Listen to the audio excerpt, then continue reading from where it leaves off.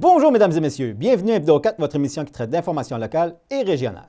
Voici le contenu de cette édition du 22 janvier.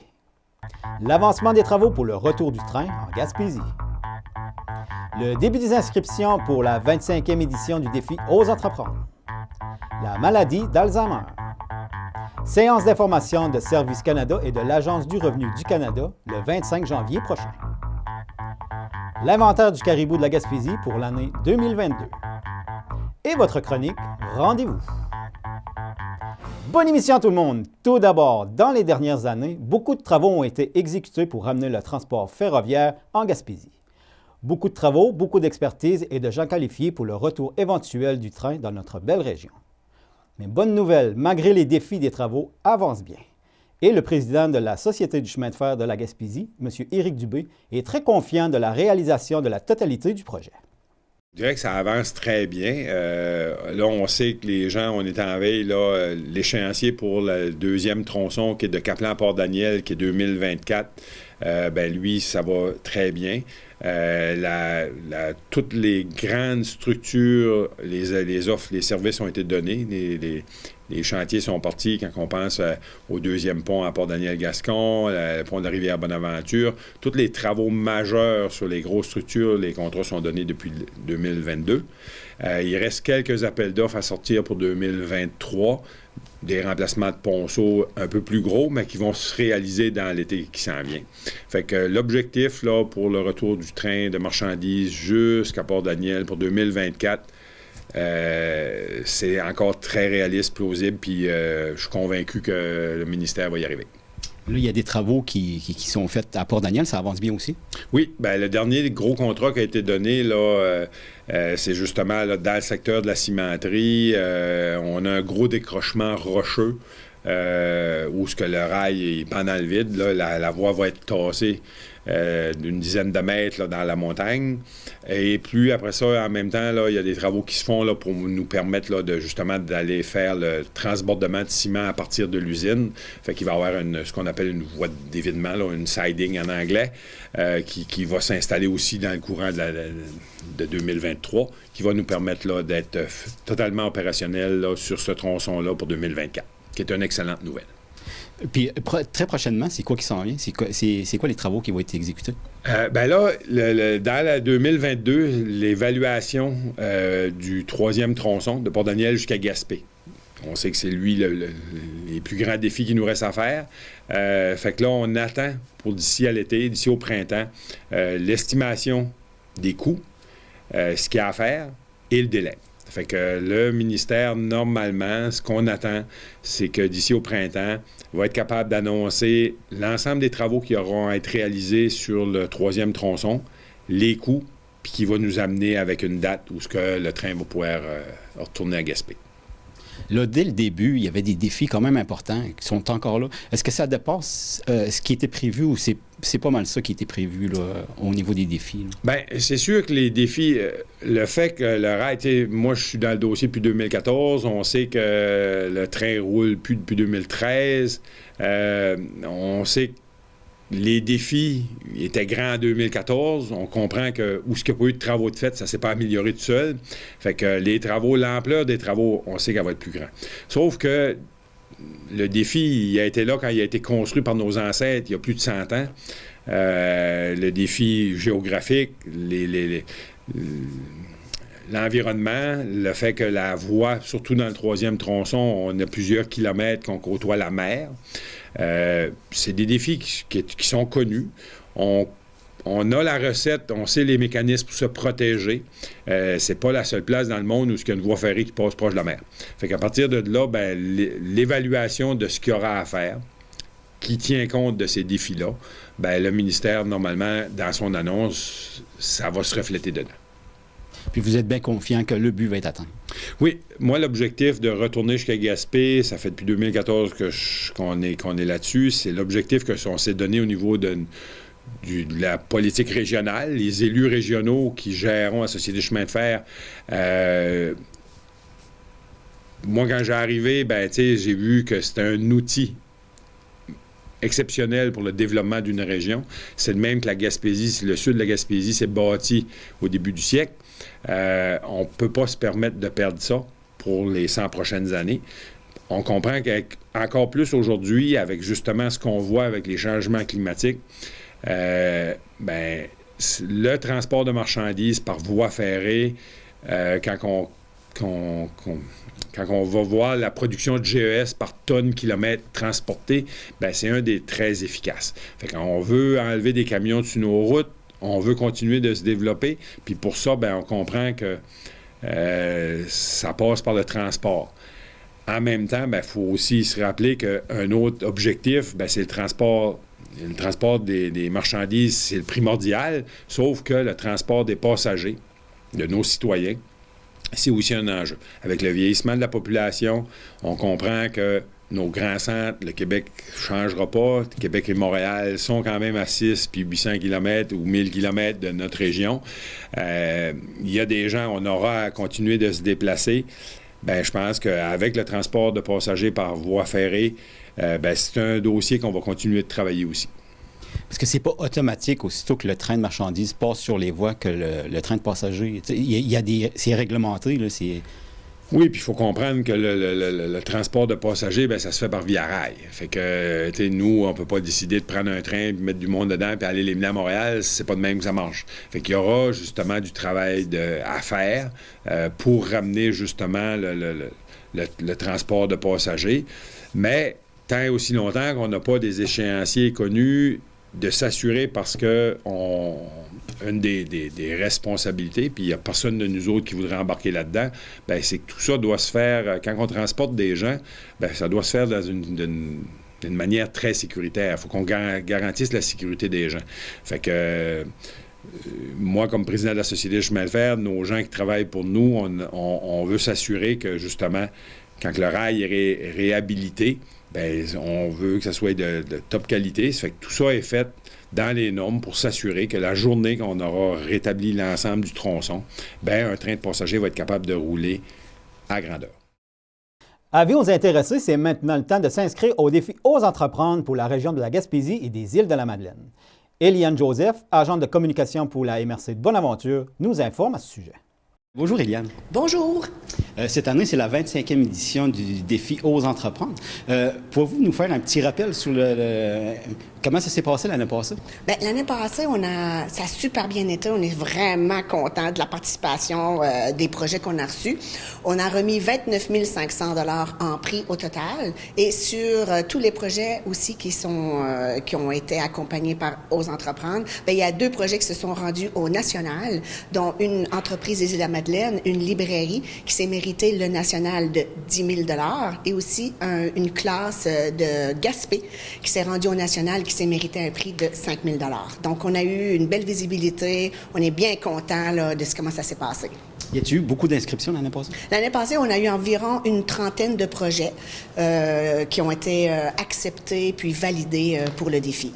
Là, c'est la 2e année, c'est juste la 2e année, c'est la MRC qui s'en occupe. Oui, auparavant, c'était la Chambre de commerce, mais depuis, c'est la 2e année que maintenant la MRC de Bonaventure est le mandataire régional pour le défi Ose entreprendre.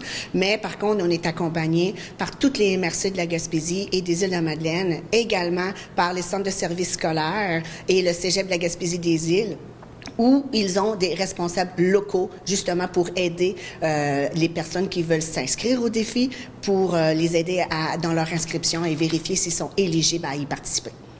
Pouvez-vous nous rappeler, c'est quoi au juste le défi Ose entreprendre? Dans le fond, le défi Ose entreprendre, je vais prendre mes notes parce que je veux bien expliquer c'est quoi. Ose entreprendre, ça a pour mission d'inspirer le désir d'entreprendre pour contribuer à bâtir un Québec fier, innovant, engagé et prospère. Le défi Ose entreprendre, qui est la principale activité de l'organisation, c'est un concours entrepreneurial québécois qui fait rayonner les initiatives entrepreneuriales, et ce, du primaire jusqu'à l'université, et aussi celles des créateurs d'entreprises du Québec. Là, il y a sûrement des dates limites pour s'inscrire. La date limite pour s'inscrire, c'est le 14 mars à 16h. Très important de ne pas s'inscrire à 16h01. 16h, ensuite, c'est fermé.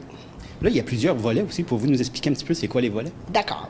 Donc, il y a 4 volets. Le premier volet, c'est le volet scolaire. Alors, on parle ici d'étudiants qui réalisent des initiatives entrepreneuriales, comme je vous le disais, du primaire à l'université. Ce qu'il faut retenir du volet scolaire, il faut vraiment que l'idée du projet vienne des étudiants. Comme par exemple, l'année passée, on avait une petite classe de Kaplan, une classe de première année de Madame Claire, dont un étudiant, un jeune, s'inquiétait de la sécurité de son grand-père lorsqu'il marchait le soir. Donc, ils ont eu l'idée de faire des bandes réfléchissantes. C'est sûr qu'ils se sont fait aider par le cercle des fermières pour faire les coutures, puis les aider pour coudre. Par contre, l'idée et toutes les décisions ont été prises par les étudiants. La même chose pour la classe de Gaspé, comme je vous parlais. Dans le fond, c'était pour venir en aide aux étudiants étrangers qui habitaient dans les résidences de Gaspé, pendant la COVID, où est-ce qu'il y avait de la difficulté à s'approvisionner en nourriture. Donc, ils ont fait un projet de plats préparés qu'ils ont mis dans une distributrice. Donc, vous voyez, tu sais, je veux dire, quand on est innovant, quand les idées viennent des jeunes, ben des fois, ça apporte bien des bonnes idées puis des beaux projets. Dans le volet création d'entreprise, dans le fond, c'est pour les nouveaux entrepreneurs qui sont dans leur année de démarrage. Pour être admissible, il faut que le démarrage soit fait avant au plus tard, le 31 décembre 2023. C'est-à-dire, il faut qu'au moins qu'il y ait eu une transaction d'achat ou de vente au nom de cette entreprise-là. Et dans la catégorie création d'entreprise, il y a des sous-catégories qui est le commerce, économie sociale, exploitation, transformation, production, innovation technologique et technique, services aux entreprises et services aux individus. Là, je vous invite à rencontrer et à téléphoner dans les MRC pour vous aider, pour bien vous inscrire dans la bonne catégorie. Ensuite, le volet Réussite Inc. Pour être admissible, il faut que vous ayez déjà participé au défi aux entreprendre dans le volet création d'entreprise entre 1998 et 2017. Et vous êtes encore en affaires après 5 ans. Et donc, le cheminement, il faut que ça conjugue avec 5 aspects de la réussite, c'est-à-dire les réalisations, les valeurs, les finances, la perspective et l'équipe. Vous n'avez pas eu besoin d'être lauréat pour y participer, juste une inscription qui a été acceptée fait que vous pouvez y participer. Et finalement, le dernier volet, qui est le volet faire affaire ensemble, c'est pour permettre aux entreprises qui sont déjà établies de démontrer l'évolution de leurs pratiques d'approvisionnement auprès de fournisseurs québécois. Donc, vous avez une attention particulière lorsque vous voyagez ou est-ce que vous commandez ou vous vous approvisionnez auprès d'entrepreneurs québécois, vous êtes éligible. Puis il y a plusieurs prix qui sont offerts cette année aussi. Oui, donc quand vous êtes finaliste régional, au niveau scolaire, c'est 500 $ par projet qui est attribué. Au volet création d'entreprise, c'est 1000 $. Au volet réussite Inc. et faire affaire ensemble, c'est des bourses de 5000 $. Puis les prix vont être remis quand, au juste? Bien, il va y avoir un gala d'ici le 3 mai. La date n'est pas encore à déterminer, mais d'ici le cours fin avril, début mai, il va y avoir un gala de remise de prix. Comme vous le savez, le mois de janvier est le mois de la sensibilisation à la maladie d'Alzheimer. Mais quelle est la meilleure attitude à adopter face à cette terrible maladie? M. Bernard Babin, le directeur général de la Société Alzheimer Gaspésie-Île-de-la-Madeleine, nous explique. La maladie d'Alzheimer, c'est sûr que c'est une maladie qui fait peur aux gens avec raison. C'est sûr que c'est relié au vieillissement. Donc, malheureusement, plus que les gens vont vivre âgés, plus ils ont des chances de développer la maladie d'Alzheimer, là, c'est sûr. Là. Ouais. Okay. C'est quoi les premiers signes qu'on peut observer? Il faut retenir que c'est vraiment des pertes de mémoire. C'est des pertes de mémoire qui se font à petite échelle. On dit même que les premiers moments là, peuvent aller 15 ans avant qu'on diagnostique que la maladie d'Alzheimer peut s'installer à petite échelle. Donc, c'est pour vous dire là comment que ça peut représenter de temps. Là. C'est sûr que il faut faire quand même attention. Là. Des fois, les gens sont distraits, ils vont chercher leurs clés. C'est pas ça qui explique qu'on va développer des maladies d'Alzheimer. Souvent, les signes maladies d'Alzheimer se manifestent lorsque, exemple, une personne marche et que là, il ne sait plus il est dans quelle rue ou qu'il n'est plus capable de revenir à la maison. Donc ça, pour bien comprendre, là, on est loin là, de quelqu'un qui cherche ses clés, là, qui est pressé sur l'heure du midi. Là. Parce que ça nous arrive à tous, là, d'oublier des petites choses. Là. Ah, absolument, oui, ça c'est normal. Là. Par contre, lorsque les signes se manifestent, lorsque là, la famille s'aperçoit que, il se passe quelque chose, exemple avec maman, que là, elle ne reconnaît plus la voisine ou qu'elle est garée dans une rue, là, je pense qu'on peut allumer là, certaines lumières. Là. Oui. C'est quoi la meilleure attitude à avoir face à quelqu'un qu'on pense qui a peut-être, qui nous montre des signes? Là? Je pense que c'est de ne pas confronter la personne. C'est sûr que si on commence à lui faire des reproches, puis on commence à dire, ben là, je remarque là que finalement, tu as des pertes de mémoire, tout ça, ben là, on peut s'attendre que, premièrement, ça peut être blessant pour la personne, puis il peut avoir peut-être une grosse discussion qui va mal tourner, que la personne va dire, non, j'ai pas de perte de mémoire, tout ça, là. Je pense que c'est d'être, le fait qu'on est conscient, moi, je vous dirais dans un premier temps de nous appeler à la Société Alzheimer pour le dire. J'ai remarqué que ma conjointe a certaines choses, puis on voudrait valider avec vous si c'est des pertes cognitives. Mais par contre, nous, c'est sûr qu'on va suggérer une visite chez le médecin qui sera plus en mesure de faire une évaluation complète et médicale, là, à savoir si c'est vraiment des signes de maladie d'Alzheimer. D'accord. Aussitôt que le diagnostic est donné, puis que la personne est Alzheimer, c'est quoi la meilleure attitude qu'on a face à cette personne-là? Je vous dirais de vivre le moment présent avec la personne. Je veux dire, faut faire attention à parler du futur ou du passé. Parce que si c'est le passé, ça se peut qu'elle va avoir oublié des choses. Donc, c'est vraiment de vivre là, selon la réalité. Lorsqu'une personne est atteinte puis que la maladie avance, elle vit ses moments présents. Là. Donc, il faut focusser sur le moment présent. Puis que s'il y a des gens qui veulent plus d'informations, qui ont des questions, ils peuvent toujours vous rejoindre à la SAGIM. Ah, absolument. Les gens peuvent nous rejoindre ou nous appeler là, à Bonaventure au 418-534-1313.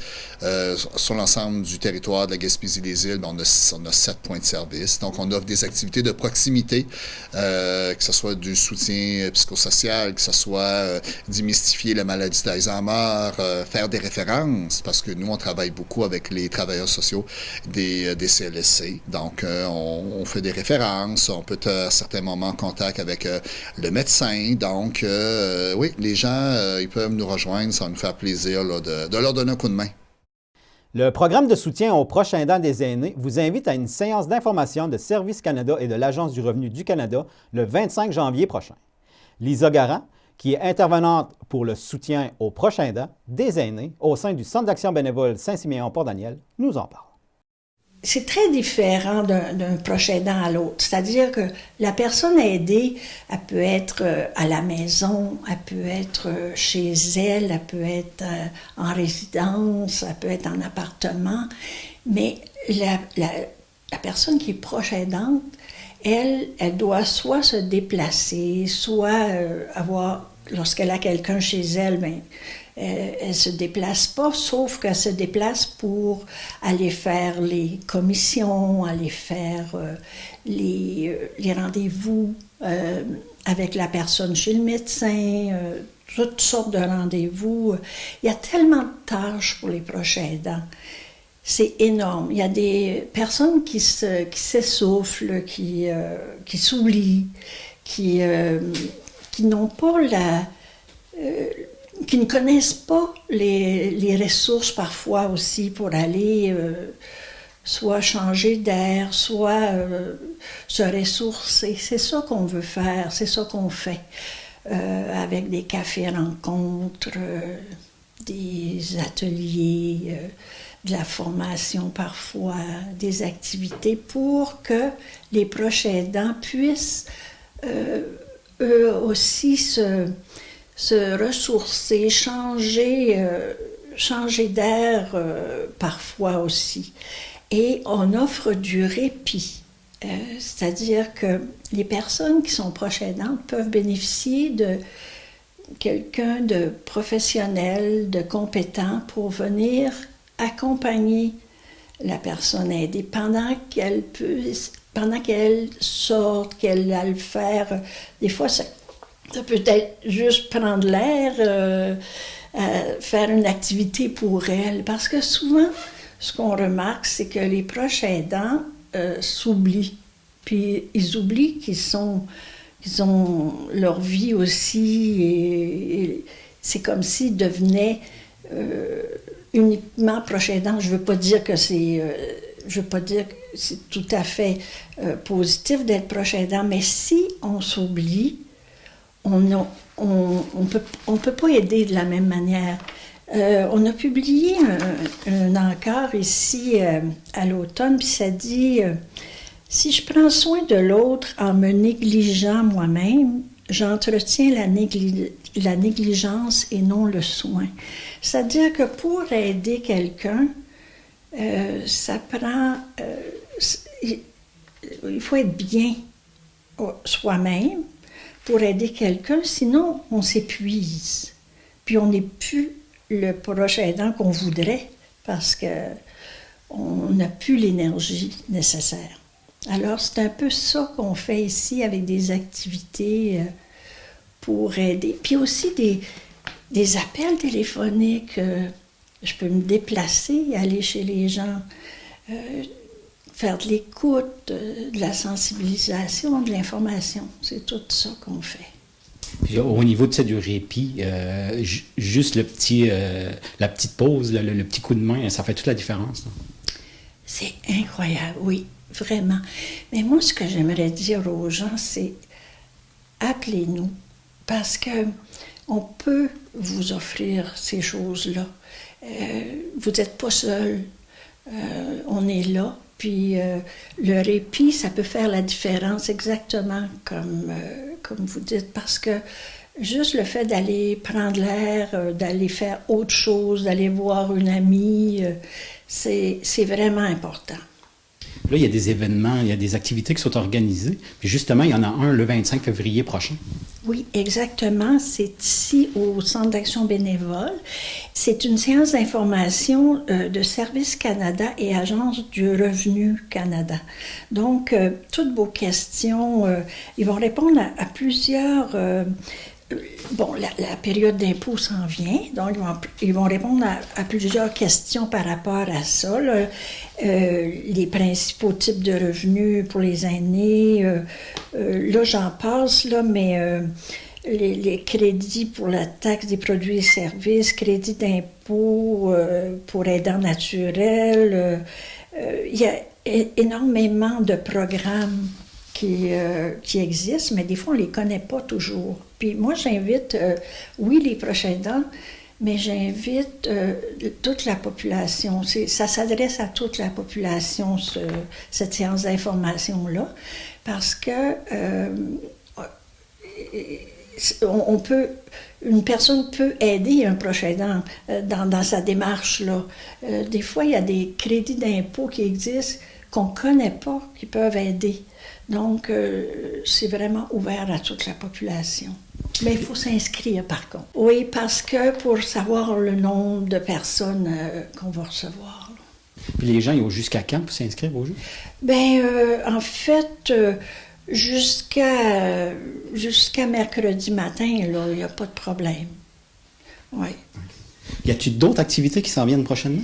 Oui, je suis contente que tu demandes ça parce que il y a quand même des activités à venir.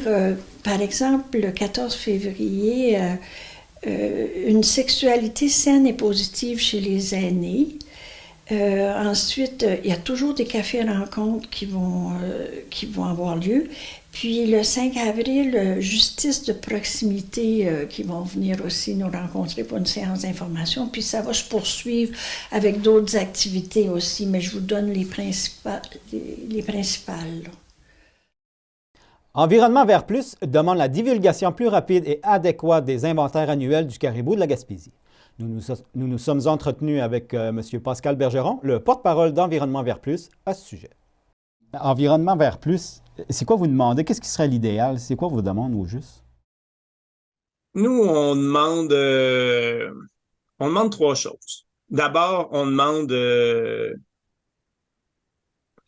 la divulgation rapide des inventaires annuels de caribou. Là, ça a pris 15 mois pour avoir l'inventaire 2021, mais nous, on avait les données de 2022, puis on est capable de les sortir la journée que l'inventaire 2021 sort.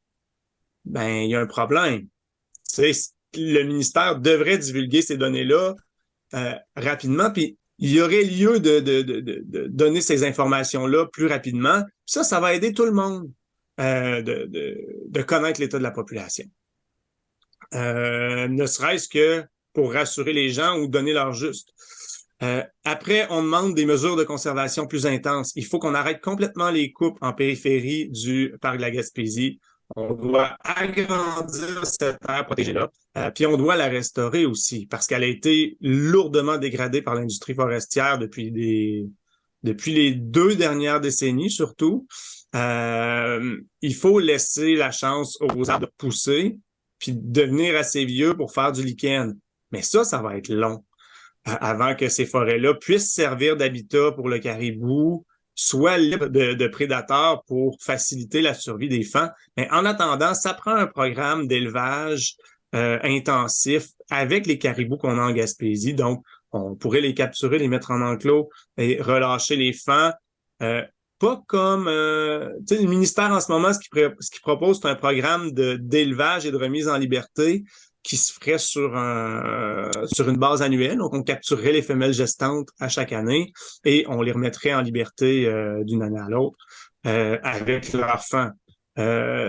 Ça donne une petite chance de survie de plus aux faons, mais si on veut vraiment tabler sur une augmentation de la population, ça prendrait un programme d'élevage à plus long terme, puis qui permettrait de croiser les bagages génétiques aussi, parce que on n'a plus une harde de caribou dans le parc de la Gaspésie, on en a 2, voire 3. Puis ils communiquent pas entre elles. Fait qu'il n'y a plus d'échange génétique entre une moitié du troupeau puis une autre moitié du troupeau. Puis on s'entend là qu'à une quinzaine d'individus chaque bord, là, la consanguinité s'en vient pas mal élevée. Il faut rebrasser ce pool génétique-là.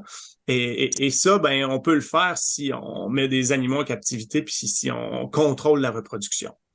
Fait que ça, c'est une autre avenue là, qui permettrait d'augmenter les niveaux de population puis de rétablir les caribous de la Gaspésie. Puis la dernière chose, ben, il faut que les minières et les forestières cessent d'avoir préséance sur l'occupation du territoire. Il y a d'autres formes de vie qui ont le droit d'exister puis de proliférer sans la permission de ces industries-là. Puis il n'y a pas un emploi puis pas un profit qui mérite qu'on sacrifie que la nature a pris des siècles, des millénaires à faire. Fait que c'est de ça qu'on a besoin. Et voici votre chronique Rendez-vous.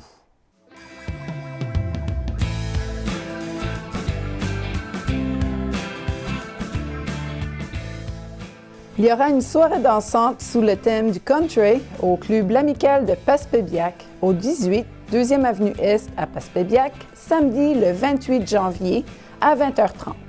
Bienvenue à tous. Il y aura un whist militaire vendredi le 3 février à 20h au club des 50 ans et plus de Chandler. Faites vos tables. Bienvenue à tous. Pour information, contactez Monique Blais au 418-385-2333 ou le 418-616-1715.